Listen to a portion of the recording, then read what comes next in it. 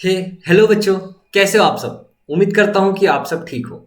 ये pollution chapter है और ये लेक्चर नंबर 2 है उसका। पिछले लेक्चर में हमने देखा था कि पॉल्यूशन क्या होता है, पॉल्यूटेंट्स क्या होता है एंड एयर पॉल्यूशन क्या है। इस लेक्चर में हमें सीखना है about effects of air pollution, effects of air pollution on plants and animals.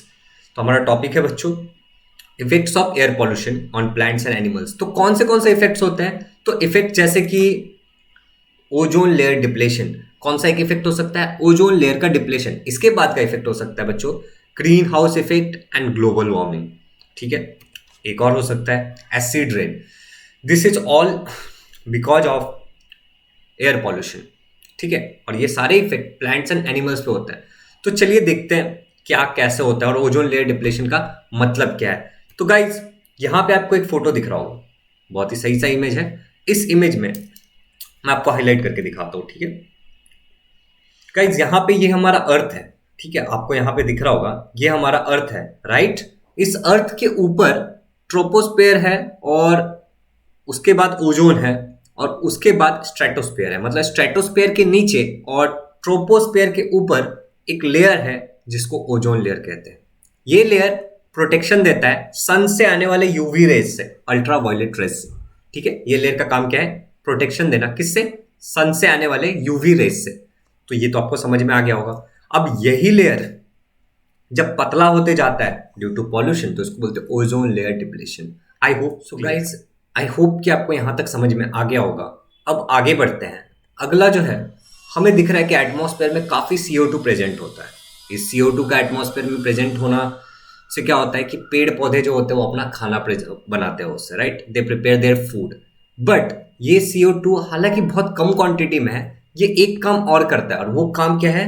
ये हीट को एब्जॉर्ब करके रखता है। सन से जो हीट आता है, जो रेडिएशन आता है, उसको ये एब्जॉर्ब करके रखता है अपने अंदर। दो CO2 is present in very less quantity in atmosphere, it plays very important role in absorption of solar energy. लेकिन बच्चों धीरे धीरे जैसे जैसे इंडस्ट्रियलाइजेशन बढ़ते गया, गाड़ियां बढ़ते गई, पॉल्यूशन बढ़ता गया, पॉपुलेशन बढ़ रहा है तो गाड़ियां बढ़ रही है, इंडस्ट्रियलाइजेशन हो रहा है, इंडस्ट्री बढ़ते जा रहा है, तो CO2 भी क्या होते जा रहा है गाइज? आपको दिख रहा होगा इंक्रीज होते जा रहा है। CO2 भी क्या होते गया?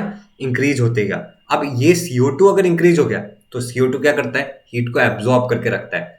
तो ज्यादा हीट को एब्जॉर्ब करके रखेगा, ज्यादा हीट को एब्जॉर्ब करके रखेगा तो गर्मी ज्यादा बढ़ते चली जाएगी। ठीक है, तो चलिए आगे चलते हैं और हमारा टॉपिक जो है green house effect of global warming उसको समझते हैं।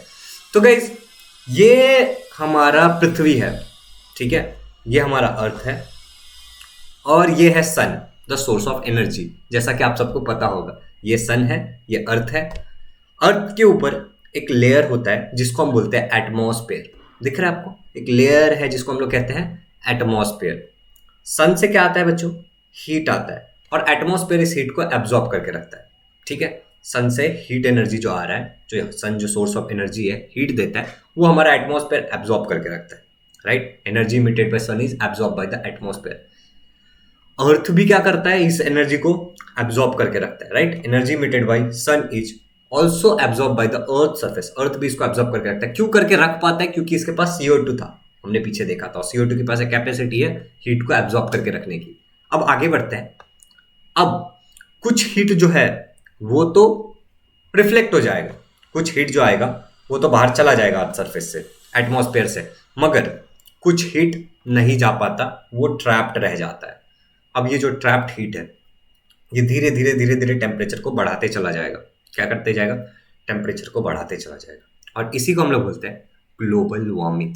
आई होप आपको समझ में आ गया होगा। इसी चीज को हम क्या कहते हैं? Global warming. ट्रैप्ड हीट के कारण टेम्परेचर कंटिन्यूसली बढ़ते जा रहा है और इसको ग्लोबल वार्मिंग कहते हैं।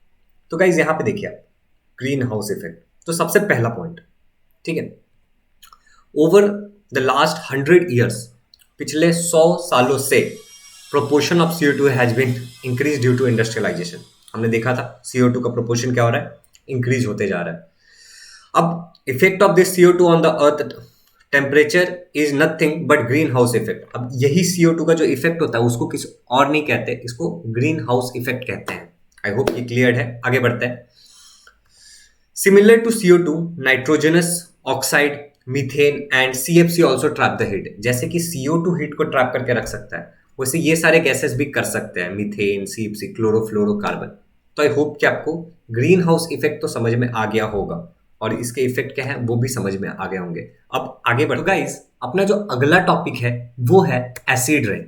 अब यहाँ पे आपको दिख रहा होगा कि यहाँ पे बर्निंग ऑफ फ्यूल्स के कारण, ठीक है, फैक्ट्रीज से निकलने वाले स्मोक्स के कारण कार्बन डाइऑक्साइड, सल्फर डाइऑक्साइड, ठीक है, नाइट्रोजन डाइऑक्साइड, ठीक है, इस तरीके के गैसेस बनते हैं। Different types of oxides are formed और ये ऑक्साइड क्या होता है, एटमॉस्फेयर के एयर के साथ मिलता है, वाटर ड्रॉपलेट्स के साथ मिलता है, स्नोफ्लेक्स के साथ मिलता है और रिजल्टिंग में एसिड फॉर्म कर देता है, ठीक है, रिजल्टिंग एसिड फॉर्म करता है। और ये एसिड जब बारिश के साथ गिरती है, ठीक है, तो इसी को हम लोग कहते हैं एसिड रेन। इसको हम क्या कहते हैं गाइस, एसिड रेन कहते हैं इसको।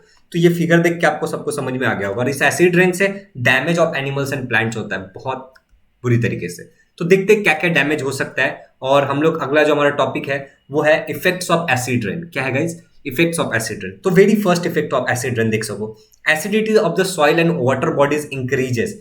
सॉइल और वाटर बॉडी का जो भी एसिडिटी होगा वो इंक्रीज हो जाएगा, ठीक है। It harms the aquatic organism, plants and entire forest life. इससे एक्वेटिक लाइफ पे नुकसान होगा, प्लांट का नुकसान होगा और फॉरेस्ट लाइफ का भी नुकसान होगा क्योंकि एसिडिक पीएच बढ़ जाएगा बेसिकली, ठीक है। अगला देखिए, इरोजन ऑफ बिल्डिंग, ठीक है, burst historical monuments, bridge, metal idols, wires and fences. अब जो भी अब एसिड गिरेगा तो चीजों का इरोजन होगा, जैसे कोई फेंस है, कोई स्कल्पचर है, कोई मूर्ति है, कुछ आइडल्स है, ब्रिजेस है, उनका क्या हो जाएगा, इरोजन होगा, वो खराब होते जाएंगे। अगला देखते हैं कि अगला इसका इफेक्ट क्या हो सकता है। तो वो है heavy metals like mercury and cadmium are absorb by the plants and thereby enter the food chain indirectly due to acid rain. अब एसिड रेन के कारण हैवी मेटल जैसे कि मर्क्यूरी एंड कैडमियम, ये क्या होता है, प्लांट इसको एब्जॉर्ब करता है, पानी के साथ एसिड होता है और उसको एब्जॉर्ब करता है और इनडायरेक्टली फूड चेन में चला जाता है। तो सभी ऊपर ऊपर ऊपर फूड चेन में चलते चलते जाता है, ठीक है गाइस। तो ये भी एक इफेक्ट है, हार्मफुल इफेक्ट है। अगला देखो, due to acidification of water in various bodies and pipes, leaching metal and plastic material occurs in water and thereby serious health arises। मतलब काफी सारे सीरियस हेल्थ इश्यूज भी हो सकते हैं इसके कारण, क्योंकि ये पानी वानी के साथ मिल गया है। जो हम लोग को वाटर बॉडी जहाँ से हम पानी पीते के लिए आता है उन सब में ये मिल जाएगा, तो काफी सारे सीरियस इश्यूज भी हो सकते हैं। तो गाइज अगला जो अपना टॉपिक है वो है प्रिवेंटिव मेजर्स। वो क्या है, प्रिवेंटिव मेजर्स। और किस चीज की प्रिवेंटिव मेजर्स की बात कर रहे हैं हम लोग, अबाउट एसिड रेन या फिर एयर पॉल्यूशन। इन चीजों को किस तरीके से, ग्लोबल वार्मिंग, इन चीजों को हम किस तरीके से प्रिवेंट करें। और ये आज का आखिरी टॉपिक है। इसके बाद अगले लेक्चर में हम लोग वाटर पॉल्यूशन के बारे में सीखने वाले हैं।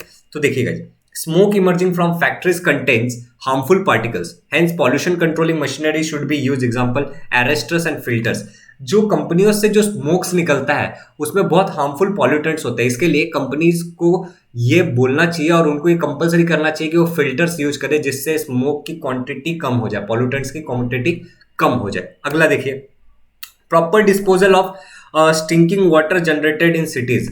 जो भी पानी, गंदा पानी निकल रहा है फैक्ट्री से, उसका प्रॉपर डिस्पोजल होना ही चाहिए। ओके गाइस, प्रॉपर डिस्पोजल उसका होना ही चाहिए। अगला देखते हैं, अगला है control on atomic test, chemical weapons etcetera. जो भी एटॉमिक टेस्ट होता है या फिर केमिकल टेस्ट जो भी होता है या फिर केमिकल वेपन्स का जो भी, मतलब न्यूक्लियर वेपन्स वगैरह का होता है, उन पे कंट्रोल होना चाहिए। मतलब उसको कंट्रोल एनवायरनमेंट में करना चाहिए, कंट्रोल्ड एनवायरनमेंट में करना चाहिए। उसके अलावा गाइस चिमनीज जो है उसको काफी ऊपर बनाना चाहिए, tall chimneys should be built. उसके अलावा क्या कर सकते हैं हम लोग, ग्रीन वेजिटेशन को प्रमोट कर सकते हैं, मतलब पेड़ लगाओ, ठीक है गाइस। तो पेड़ लगाने से भी ये हो सकता है। मास मीडिया का यूज करके हम लोग क्या कर सकते हैं, इसके बारे में एडवर्टाइजमेंट भी कर सकते हैं कि लोगों को समझ में आए कि यार ये सब चीजों पे ध्यान दिया जाए। अगला जो पॉइंट है वो देखिए, control ban over CFC production. या तो आप सीएफसी को कंट्रोल करो या तो बैन करो, क्योंकि ये सबसे ज्यादा ओजोन लेयर डिप्लेशन में इसका हाथ है और ग्लोबल वार्मिंग में। सीएफसी क्या होता है, क्लोरोफ्लोरोकार्बन, जो कि आपके रेफ्रिजरेटर्स या फिर जो आपके एसीज होते हैं उसमें से निकलता है क्लोरोफ्लोरोकार्बन, ठीक है।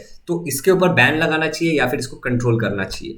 तो गाइस मैं उम्मीद करता हूं कि यहां तक मैंने जो भी समझाया आपको समझ में आ गया होगा। थोड़ा मेरा तबियत डाउन है, इसके लिए थोड़ा प्रॉपर वे में नहीं समझा पा रहा हूँ, ठीक है। काफी हेडेक हो रहा है, बट आज कंपलसरी था लेक्चर डालना तो मैंने डाल दिया है। बट आपको मैंने अपना बेस्ट देने की मैंने कोशिश की है। अब आप बताइए आपको कैसा लगा। नेक्स्ट लेक्चर में हम लोग देखने वाले हैं अबाउट वाटर पॉल्यूशन और उसके बाद सॉइल पॉल्यूशन, या फिर दोनों एक साथ देख लेंगे। तो इस चैनल पर अगर आप नए हो तो चैनल को लाइक कर दीजिए, वीडियो को लाइक करिए और अपने दोस्तों के साथ शेयर करिए और सब्सक्राइब जरूर करिएगा। और चलिए दोस्तों, मिलते हैं नेक्स्ट वीडियो में। चलो बाय बाय।